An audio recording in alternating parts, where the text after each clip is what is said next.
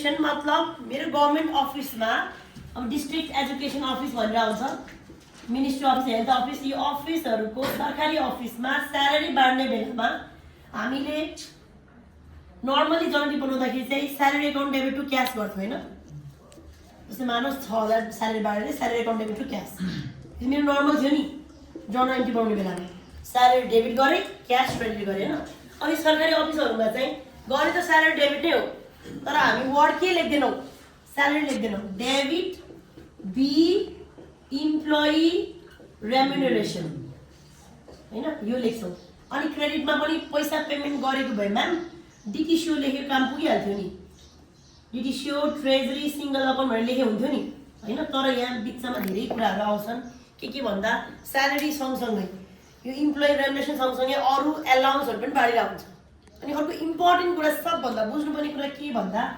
Salary जति हो तिम्रो मानौ मेरो स्यालेरी पर मन्थ 20000 हो भने 12 महिनाको तलब कति हुन्छ मल्टिप्लाई गर 12 महिनाको तलब कति हुन्छ 2,40,000 यो 2,40,000 मा प्लस एउटा दशैं अलाउन्स पनि दिन्छ 13 महिनाको तलब हुन्छ द्याट इज 2,60,000 जहिले सरकारी अफिसमा तलब 12 महिना खाँदैनौ 13 महिना खान्छौ एउटा दशैं अलाउन्स दशैं भत्ता जहिले 1 महिनाको तलब एक्स्ट्रा दिन्छ तर त्यही भएर तलब मैले जहिले कति खान्छु 13 महिना खान्छु तर यो स्यालेरीमा प्रोभिडेन्ट फन्ड भन्ने आउँछ यो प्रोभिडेन्ट फन्ड भनेको के हो म्याम सञ्चय कोष लास्टमा यदि मैले जागिर छोडेँ भने जागिर छोड्दा पाउने पैसा हो यो प्रोभिडेन्ट फन्ड पेन्सनको रूपमा पनि पाउँछु ग्रेच्युटीको रूपमा पनि पाउँछु पेन्सन भनेको चाहिँ महिने पछि पाउने तरिकाले पाउँछु ग्रेच्युटी भनेर छोड्ने बित्तिकै तुरुन्तै सबै पैसा पाउँछु लमसममा भएको चाहिँ ग्रेच्युटी भन्छ ग्रेच्युटी भनेको उपदान प्रोभिडेन्ट फन्ड भनेको पेन्सन फन्ड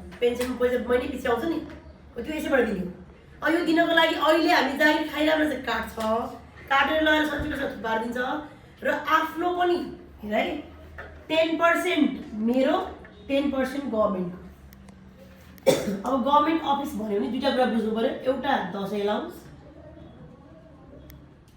अरू प्राइभेट दिन्छ भने स्योर छैन दियो भने ठिकै छ नदिनु नदिनु हुन्छ यो हैन अर्को चाहिँ पीएफ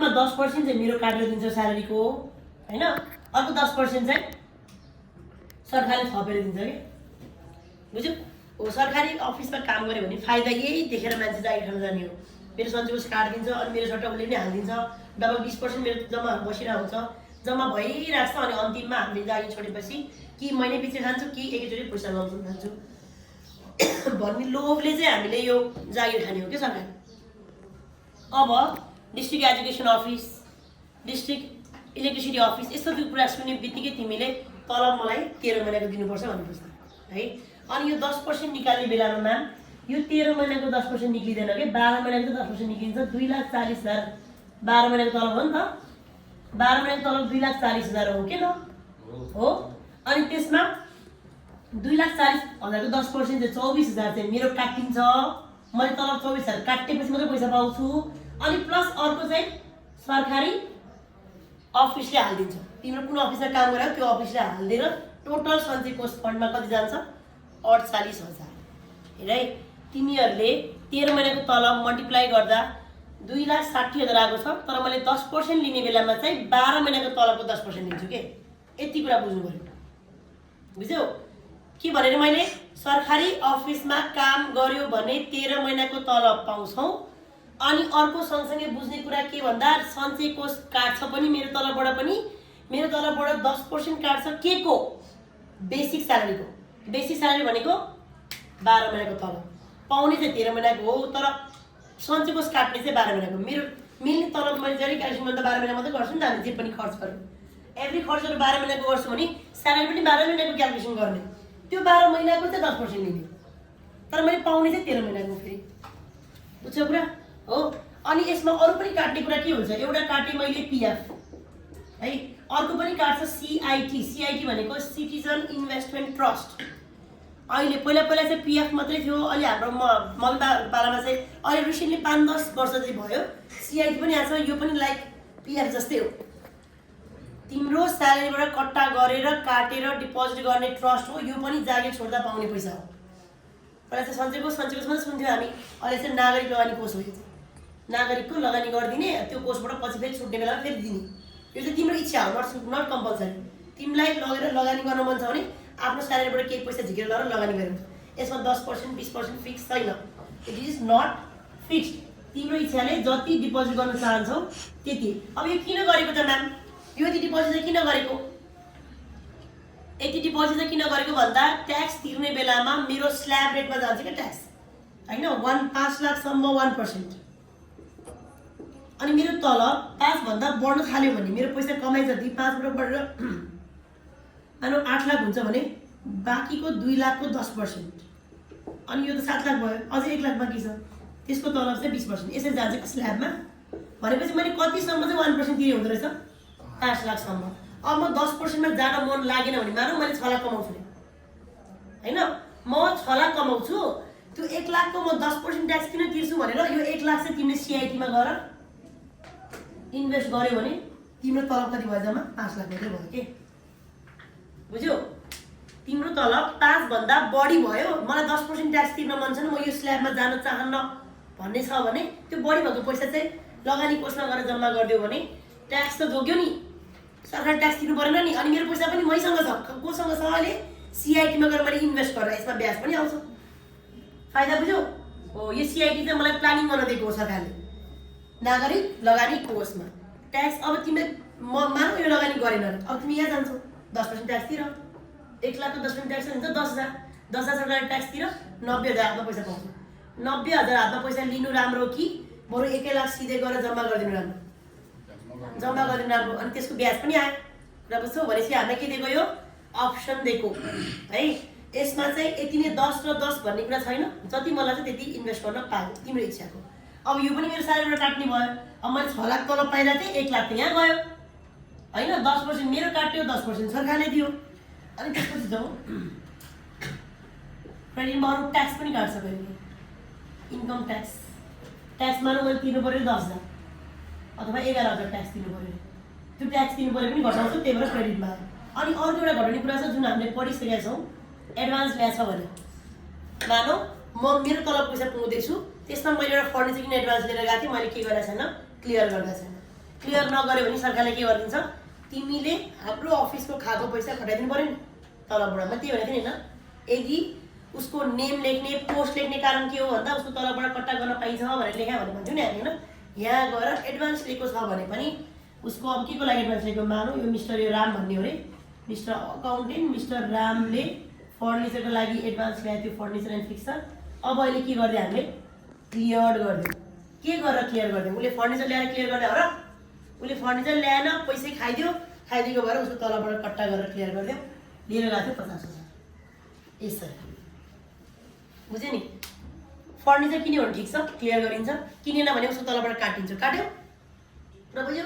भनेपछि नर्मल्ली जर्नल एन्ट्रीमा हामीले salary account debit to cash गरेर हुन्थ्यो भने हाम्रो अहिले सरकारी अफिसमा धेरै के गर्छ? एउटा मैले के गरेँ? पिएफ काटेँ, अर्को मैले सिआइटी काटेँ, अर्को मैले ट्याक्स काटेँ, अर्को मैले उसको एडभान्स केही बाँकी छ भने त्यो पनि काटेँ हो। अरू के काटेछ नोट हेर त? इन्कम ट्याक्स काट्यो, इम्प्लोइ प्रोभिडेन्ट फन्ड काट्यो, सिटिजन इन्भेस्टमेन्ट ट्रस्ट काट्यो, सोसल सेक्युरिटी ट्याक्स पनि काट्यो, अनि लास्टमा डिटिसी दियो। ओके, अब कुनै ट्याक्सहरू सोसल सेक्युरिटी ट्याक्सहरू छ भने एसएसएफ, सोसल सेक्युरिटी ट्याक्स भनेको यो 1% है, यो हो कि यो जुन चाहिँ मैले यसैमा भित्र हाल्दैछ बुझ न? Normal tax plus SSF, social security tax भनेको सबै यसैमा पऱ्यो, अथवा छुट्टै लेख्न मन छ भने पनि ला सोसल सेक्युरिटी ट्याक्स। जे काट्नु पर्ने हो त्यो सबै क्रेडिटमा राखेर अब उसको हातमा पर्ने पैसा चाहिँ केमा हाल्ने? डिटिसी। उसलाई मेरो डिटिसीबाट चेक काटेर दिनुपर्ने पैसा चाहिँ उसले पाएको, अरू बाँकी चाहिँ सबै काटेको। बुझ्यौ? कुरा बुझ्यौ? नर्मल्ली मैले तलब 6,000 खानुपर्ने थियो, 6,000 एकाउन्ट डेबिट टु क्यास भनेर नर्मल प्राइभेट अफिसमा काम गरेको भए 6,000 हातमा पर्थ्यो पैसा होइन, अथवा ट्याक्स केही काटेर पर्थ्यो होला। तर सरकारी अफिसमा चाहिँ काट्ने कुराहरू धेरै छ। त्यही धेरै कुराहरू चाहिँ क्वेसनले सजिलो तरिकाले भन्दैन के, यो स्यालेरीको अमाउन्ट पनि दिँदैन, यो 20,000को स्यालेरी दिँदैन, हामीले आफैले बुझ्नुपर्छ। पिएफ 10% बुझ्यो भने त्यो 20% को टोटल 100% निकाल्नु पर्ने, नोट एक्स्ट्रा गर्नुपर्छ तल है। क्वेसनमा एउटा न एउटा फिगर मिसिङ हुन्छ, कि 10% मिसिङ हुन्छ, कि 10 एलाउन्स मिसिङ हुन्छ, कि स्यालेरी मिसिङ हुन्छ, कि यो दिएर हुन्छ, कहिले यो मिसिङ हुन्छ। यो निकाल्ने हो कि क्वेसनबाटै बुझिन्छ। यहाँ कम्प्लिट फिगर दिँदैन, तर तिमीहरूले राउन्डली के बुझ्यौ भन्दा स्यालेरी मेरो 100% हो, त्यसमा मेरो 100% मेरो 10% सरकारको छ जोड्या छ भनेर बुझ्ने।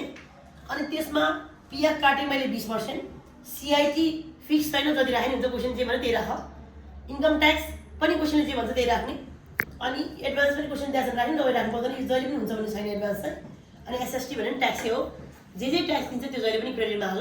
अनि बाँकी भएको पैसा मानौ मेरो तलब 1 लाख छ अरे, 1 लाखमा मैले पिएफ काटेँ 20,000, अनि सिआइटी काटेँ 10,000, ट्याक्स काटेँ